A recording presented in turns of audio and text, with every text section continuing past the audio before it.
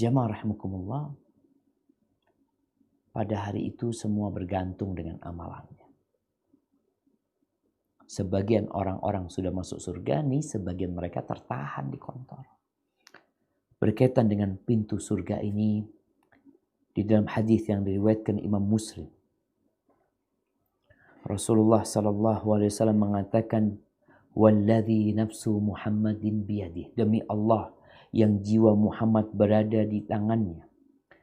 Innama bainal misra'aini min masari'il jannah.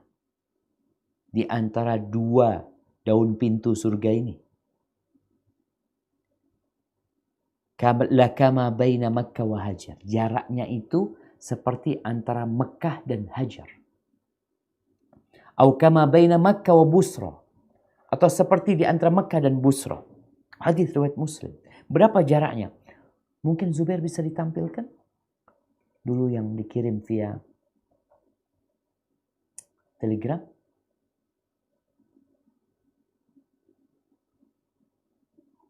Nah, sebentar jemaah, kita akan tampilkan supaya kebayang kita besarnya pintu surga ini seperti apa.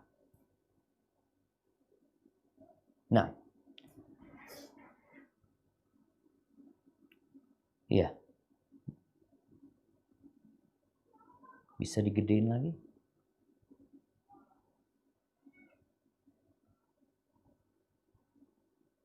Masya Allah jemaah.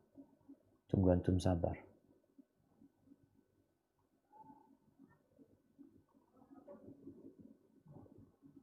Nggak bisa pakai jari. Nah, alhamdulillah, barakallahu fikum. Ya, kita lihat itu kota Mekah. Kita lihat ada kota Hajar. Hajar. Nah. Kemudian ada kota Busra di Syam. Jarak antara keduanya itu kira-kira 794 mil. Kilonya 1273 kilometer. Itu besarnya pintu surga. Kenapa kok besar sekali? Banyak yang masuk surga. Iya. Dan mereka dalam wujud yang besar sekali.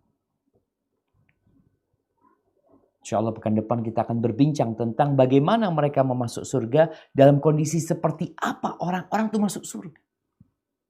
Kita bicara pintunya dulu.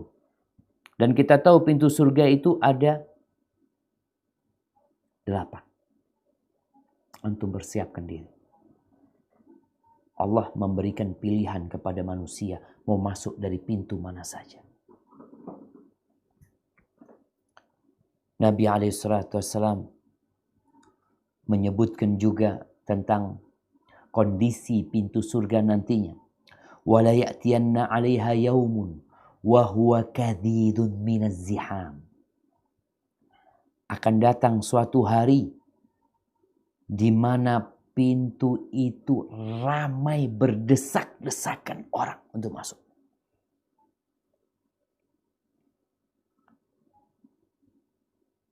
Ahibati fillah. Kenapa mereka berdesak-desakan? Bukankah seharusnya pintu itu dibuka agar mereka bisa langsung masuk surga? Allah Azza wa Jal yang cinta kepada Nabi kita Muhammad alaihi salatu wassalam. Beliau benar-benar ingin menampakkan kedudukan Nabi kita alaihi salatu wassalam. Yang selama di dunia sampai hari ini kita mendapati orang-orang yang mencela Rasulullah SAW. Yang menjelek-jelekan Nabi alaihi salatu wassalam. Yang mengatakan Nabi sebagai dukun, penyihir. Na'udzubillah min dzalik. Pada hari itu Allah sudah menampakkan kedudukan beliau ketika di padang mahsyar. Kita sudah berbincang tentang syafaat. Kemudian Allah ingin menampakkan kedudukan beliau di hadapan nabi-nabi dan umat yang mereka sudah lewat dari sirat. Di mana pintu surga itu tertutup. Kemudian siapa yang membukanya?